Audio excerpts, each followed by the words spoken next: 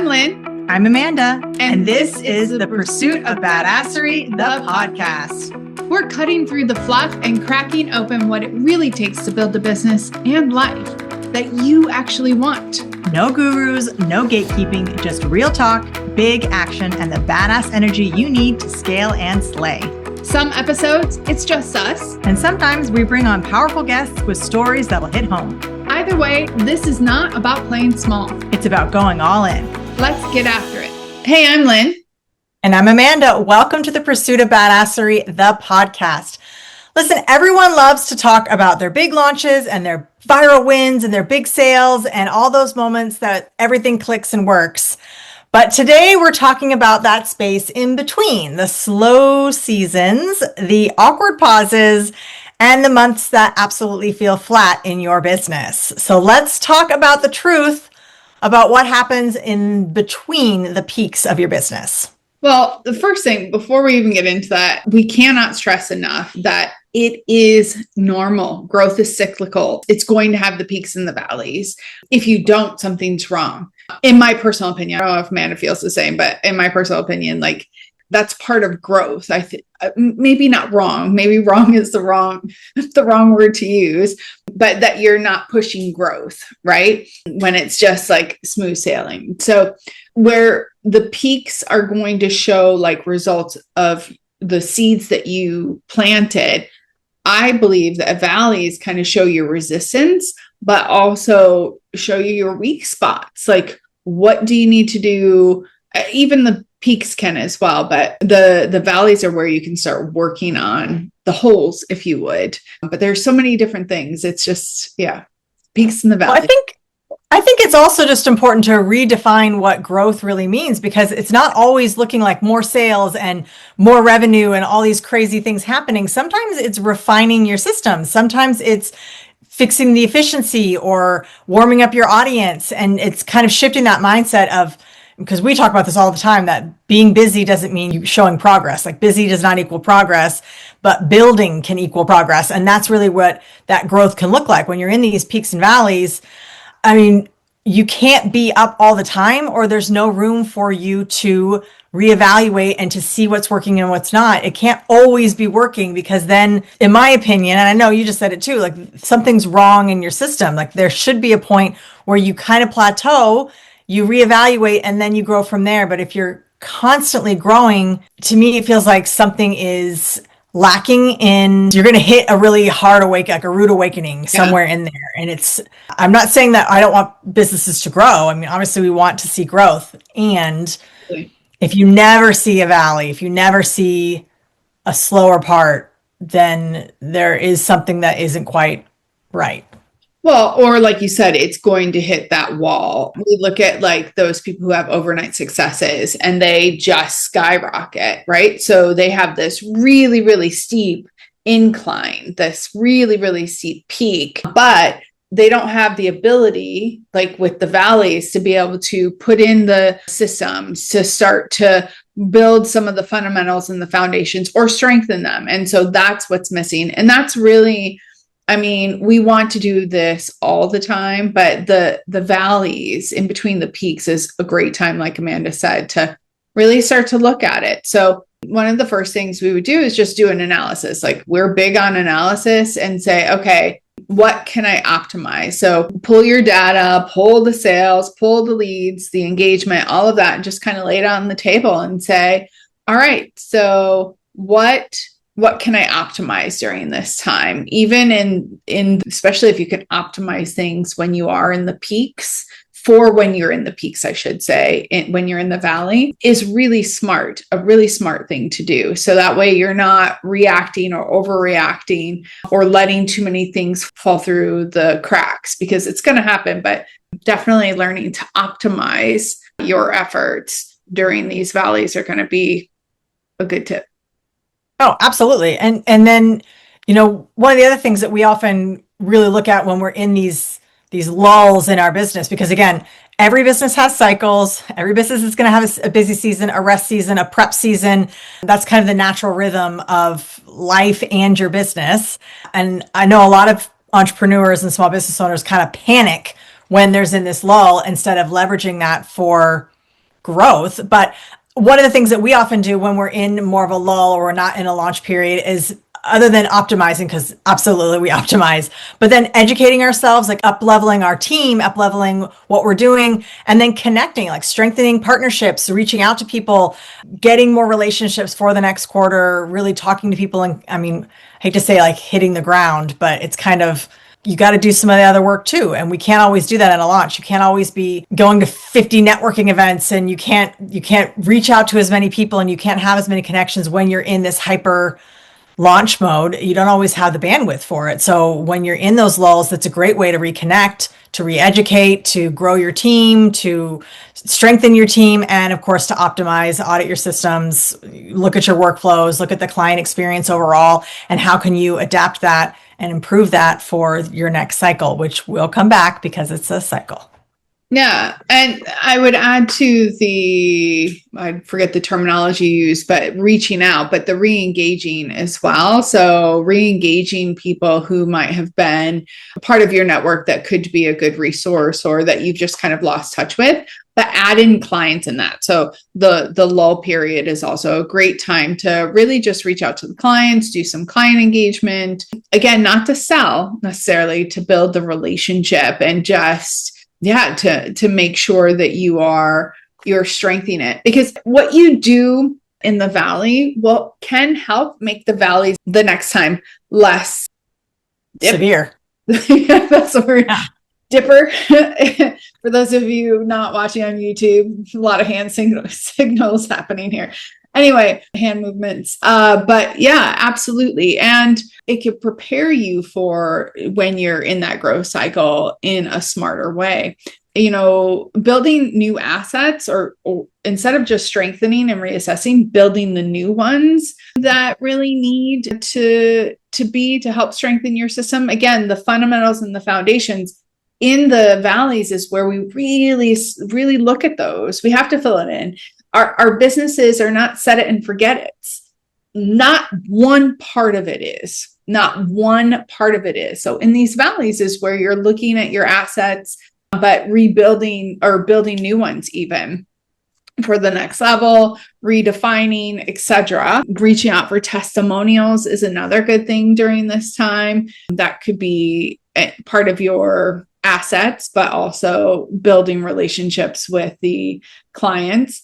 I think of when I was seeing that this was on our docket to record, really, it reminded me of the security system. And I knew when I owned the security company, and I knew, when our valleys were going to be, because it was very seasonal. Like we knew more or less the generic valleys and the peaks. And the peaks are usually when kids are off of school and people are at home, and because there was nothing to do on the island, and during certain holidays and stuff. And then the valleys would be on in other parts. And yeah, it just like, I remember working in those valleys to just make sure that my business was still growing, and to see, understand why there's the peaks and valleys in that particular business. Like I actually remember like educating myself, and you talked about that, but in my particular business, just understanding it and understanding who has beat it. So looking at like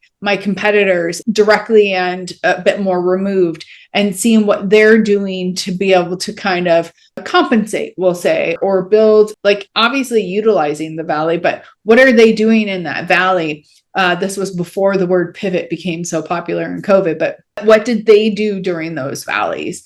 And that really gave me great ideas what to build for us during those valleys. It definitely, as I started to understand the peaks and the valleys of that security system, and again, this is a security company. This is the first time I recognized this, because before that, the businesses didn't necessarily have that as much. Then they got smaller and smaller. They weren't as severe. And it's, I think of it like a squirrel. They pack away all of the nuts for the winter time, right? And so during the winter time, they are able to still live off of the work that they did. Well, that's really like the financial strategy between your peaks. I mean, you have to have a strategy there too, because, and this is where I see a lot of people where they have these like summer slumps or these lower periods, and they're like, oh my gosh, we're not making our money. We're not making our net. How are we going to survive in our business. And that's one of the things you think about when you have these peak season profits. It's really important to reinvest strategically and to kind of build a little, bundle of nuts so that when you're going to hit these, again, it's a cycle. It comes back every year. If you hit a bit of a larger lull than you're used to, you'll have a bit of cushioning. You'll have reinvested strategically in a way that's going to work for your business.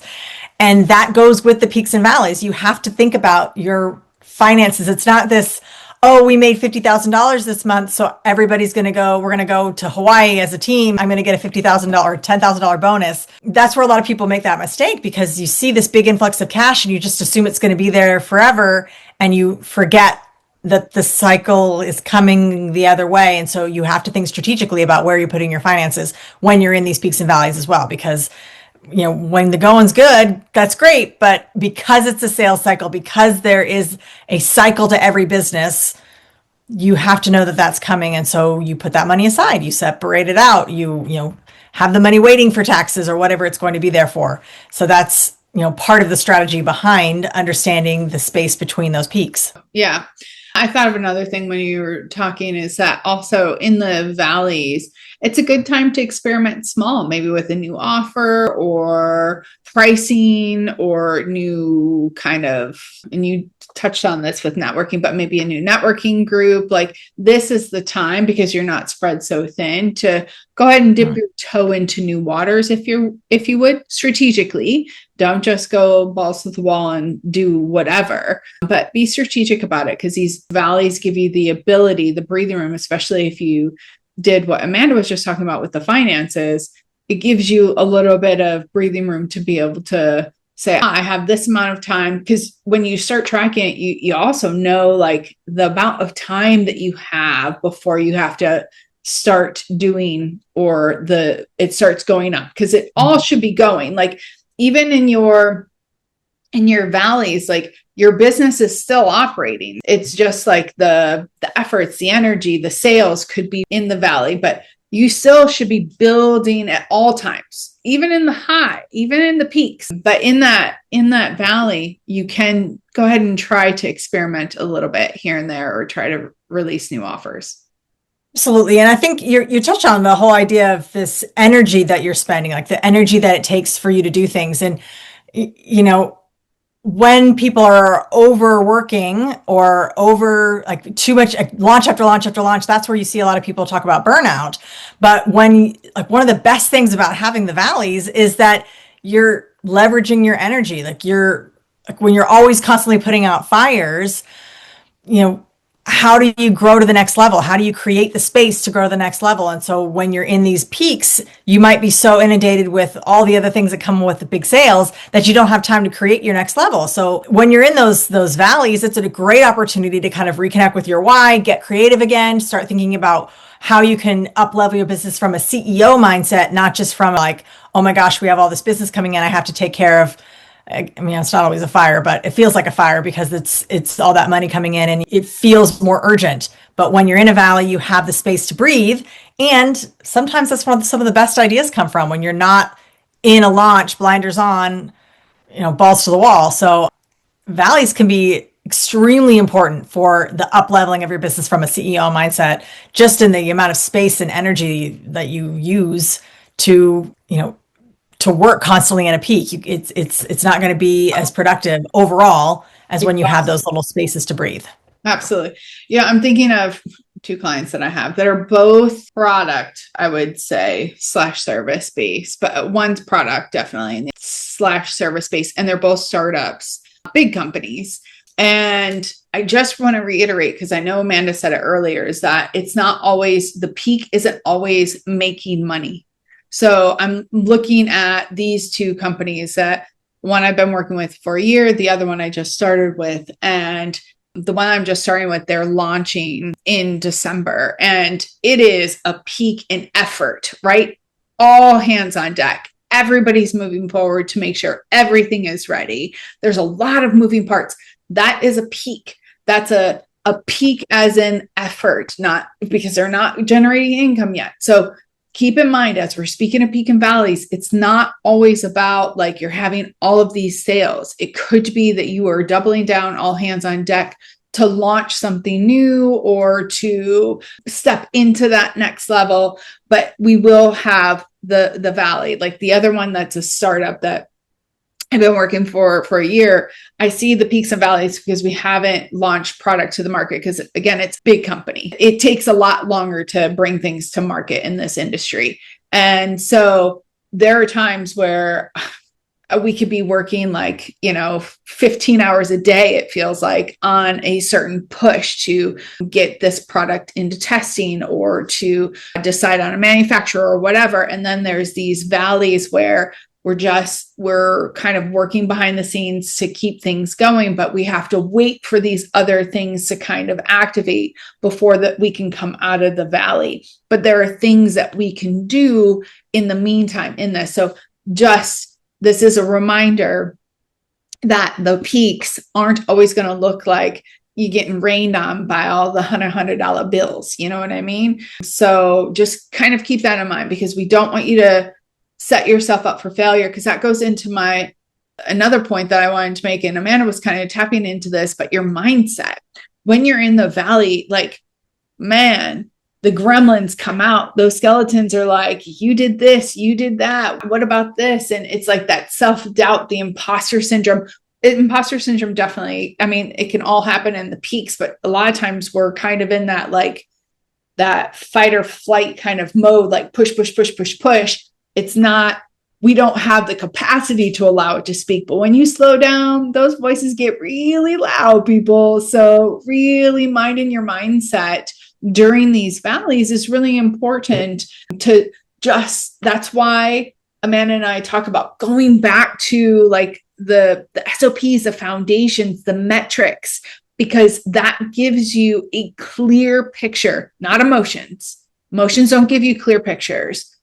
The metrics will give you a clear picture of, okay, this has been working, this hasn't been working, what has been the effort, because just because that's the result doesn't mean the effort was the right effort to put in to get that result. So looking at that will kind of help you manage or give you the ability, and the word's not logical, but like something in your face, like a tangible thing to look at to really mind your mindset and build that resilience. Absolutely. I think we've spoken to many of our clients in our group coaching program and individually, but it's really important that you don't waste your slow season freaking out about the next peak. There's so much anxiety that we see where you're just, oh my gosh, it's the slow season. What am I going to do this? Oh my gosh, I didn't make as much money this month. And all that anxiety could be better served how can you channel that energy and that anxiety into a positive thing rather than just waiting around, freaking out waiting for that next peak to hit? That it's actually going to take longer for the peak to hit if you sit in that, I always say, like sitting in the shit, like you're just sitting in it too long and you think that that's what it's always going to smell like because you're sitting in the shit, but you're wasting your slow season on freaking out about the future because it is a cycle. It will come back. Like, why not use that time to build the foundation for the next wave of a momentum rather than sitting in the shit and freaking out about it? Yeah. There should be movement. Movement doesn't always mean progression, like Amanda was saying earlier, but if the longer we're stagnant, and that is so true, so many people in the valley will just sit stagnant. They F off and like go do this and go do that, which we're all for, like self-care and doing your thing, but there should be some building of. And it's not necessarily, again, but we use the term feast or famine cycles in sales. And that is a peak and a valley as well. So just be mindful of that. Like, your business doesn't stop. You can build systems it can, but if you don't have systems and processes and people in place, then it stops when you stop. And then you have this start, stop, and you are preventing yourself from growth. You're preventing yourself from a lot of things. You might have small growth, but you could have better growth and a stronger business if you actually listen to us. Always do the things we say. Listen to this. If this podcast resonated with you, or if you think you know another business owner who needs a little bit of a kick in the butt, who needs to be told it's okay to have a slow season, please recommend our podcast. Make sure you are liking and subscribing and ask your questions. We are here to answer them about this subject or any other subject you could come up with in business. We love to talk business and we want to hear from you. Absolutely. Don't forget to hit that subscribe button so you're in the know. And I guess until next time, get after it. Thanks for tuning in. But remember, listening is not doing. Take what you heard today and move. Share the episode, leave us a review, and tag us when you take action. Head over to the pursuitofbadasserie.com and see how we're helping entrepreneurs get results without the fluff. Until next time, let's get after it.